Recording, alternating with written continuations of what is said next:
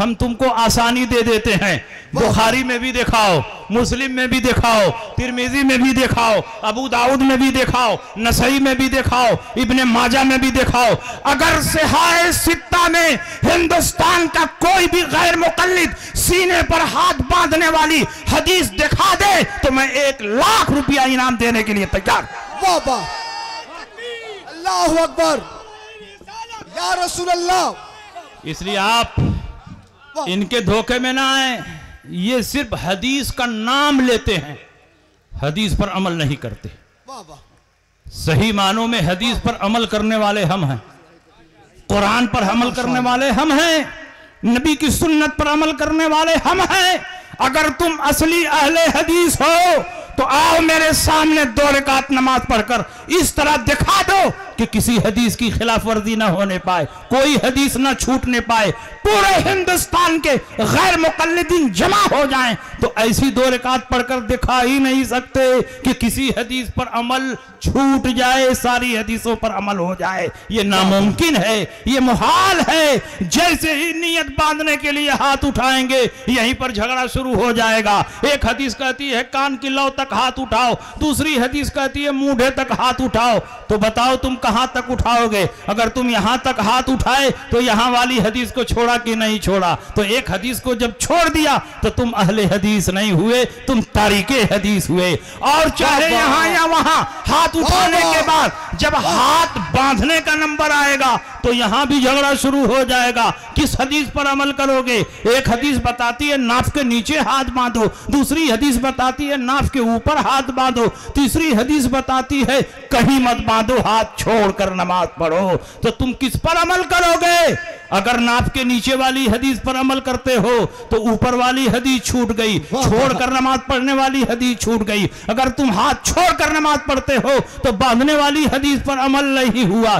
जब भी एक हदीस पर अमल करोगे तो उसके खिलाफ जो हदीस होगी वो छूट जाएगी। 3 हदीसों को छोड़कर तुम अपने आप को अहले हदीस कहते हो? तुम तो तारीके हदीस हो, तुम मुनकिरे हदीस हो, तुम हदीस पर अमल नहीं करते, तुम अपनी तबीयत पर अमल करते हो। अल्हम्दुलिल्लाह हम लोगों को यह तकल्लुफ की जरूरत नहीं है। जहां जहां हदीसों में टकराव होता है तो हम ये तलाश करते हैं कि रसूलुल्लाह की सुन्नत क्या है, इसलिए कि हम अहले हदीस नहीं हैं, अहले सुन्नत हैं। जब बात बांधने का नंबर आया तो हमने देखा कि 4 हदीसें मौजूद हैं। एक हदीस बताती है नाफ के नीचे हाथ बांधो, एक हदीस बताती है नाफ के ऊपर हाथ बांधो, एक हदीस बताती है हाथ छोड़कर नमाज पढ़ो, और एक हदीस जो सबसे ज्यादा ज़ईफ और कमजोर है वो ये है कि सीने पर हाथ बांधो। तो ज़ईफ लोगों ने इसी ज़ईफ हदीस को पकड़ लिया और कहा हम इसी हदीस पर अमल करते हैं।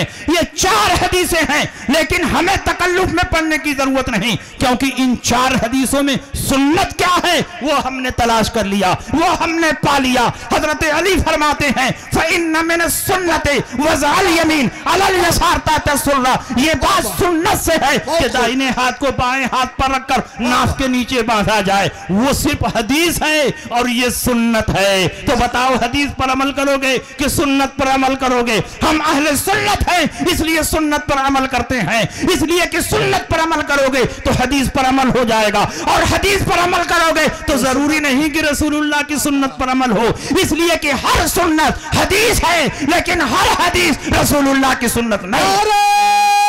तकबीर, नारे रिसालत, मसलके आला हजरत मुफ्ती शमशाद साहब किबला, नारे तकबीर। सुनिए, इमाम तिरमिजी ने बाप बांधा है तो 3 मसलक बयान किया है। इमाम तिरमिजी के जमाने में तो आला हजरत नहीं न थे। इमाम तिरमिजी ने बाप बांधा कि हाथ कहां बांधा जाए तो 3 मसलक बयान किया।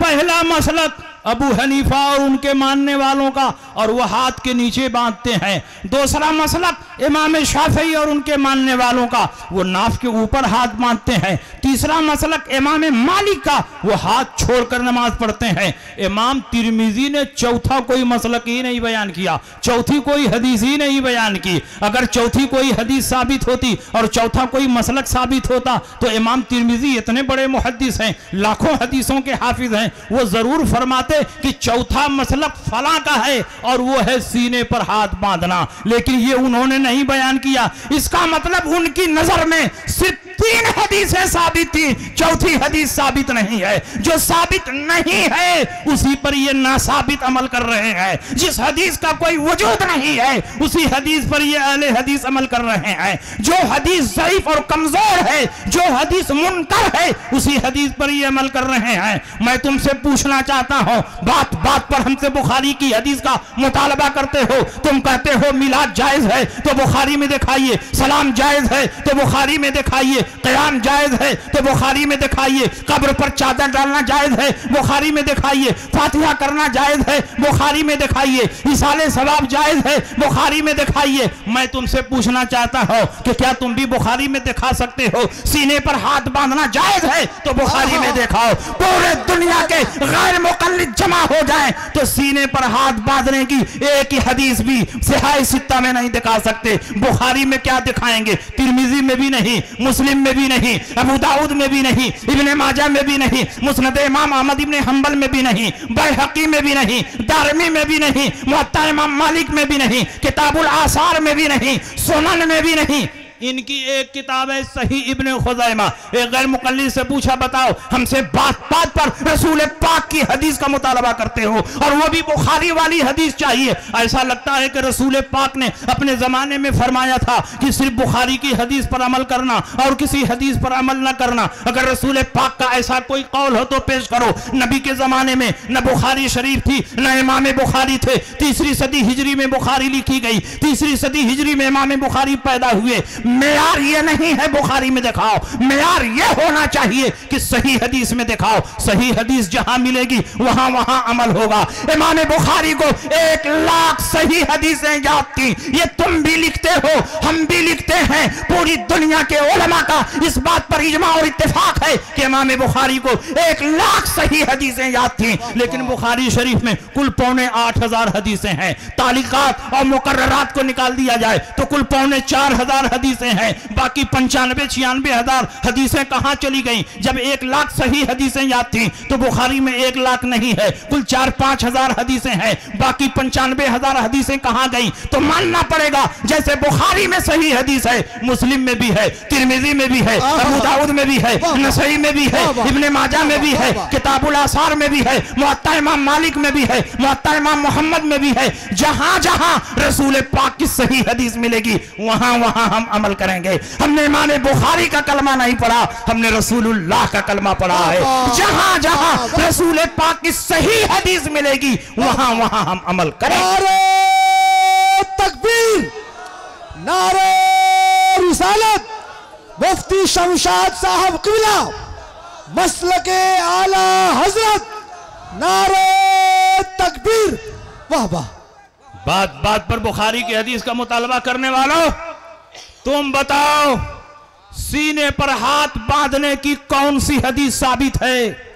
तुम हमसे बुखारी का मुतालबा करते हो, हम तुमको आसानी दे देते हैं। बुखारी में भी दिखाओ, मुस्लिम में भी दिखाओ, तिरमिजी में भी दिखाओ, अबू दाऊद में भी दिखाओ, नसई में भी दिखाओ, इब्ने माजा में भी दिखाओ। अगर सिहाह सित्ता में हिंदुस्तान का कोई भी गैर मुक़ल्लिद सीने पर हाथ बांधने वाली हदीस दिखा दे तो मैं 1 लाख रुपया इनाम देने के लिए तैयार। वाह वाह, अल्लाहु अकबर, या रसूल अल्लाह, जिंदाबाद जिंदाबाद जिंदाबाद। वाह वाह वाह वाह। बार बार के मुतालबे के बाद इन्होंने कहा सही इब्ने खुज़ैमा में है। वाह वाह। इतनी सारी किताबें छोड़कर सही इब्ने खुज़ैमा में पहुंच गए। वाह वाह। क्या बुखारी की हदीस अमल करने के लायक नहीं थी? मुस्लिम की हदीस पर नहीं अमल कर सकते थे? तिरमिजी, अबू दाऊद, नसई, इब्ने माजा की हदीस पर नहीं अमल कर सकते थे?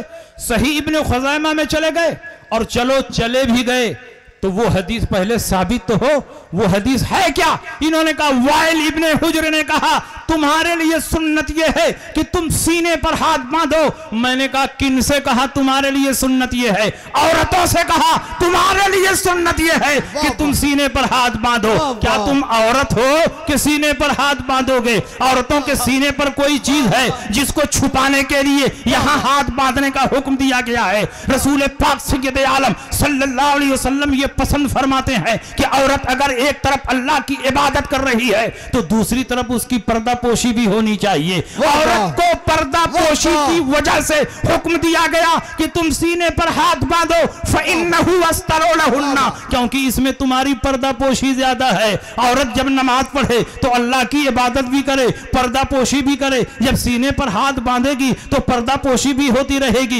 इबादत भी होती रहेगी। तुम्हारे सीने पर क्या है जिसको छुपाने के लिए तुम यहां हाथ रखे हुए हो? तुम क्या इस हदीस पर अमल कर रहे हो? यह हदीस औरतों की है, इस पर औरतों को अमल करना चाहिए। तुम मर्द हो तो मर्दों वाली हदीस पर अमल करो। अली फरमाते हैं सुन्नत यह है कि दाहिने हाथ को बाएं हाथ पर रखकर नाफ के नीचे बांधना चाहिए। मर्द हो तो मर्दों वाली हदीस पर अमल करो, और औरत हो तो औरतों वाली हदीस पर अमल करो, और दोनों के बीच में हो तो जिस पर चाहो अमल करो। नारे तकबीर, नारे रिसालत, मुफ्ती शमशाद साहब क़िबला मसलके आला हजरत, नारे तकबीर, रद्दे गैर मुक़ल्लिदीन, नारे तकबीर। वाह वाह। अरे मौलाना सिबगतुल्लाह साहब का भी नारा लगाओ, यही तो मिजाज दे रहे हैं। वाह वाह, बहुत खूब।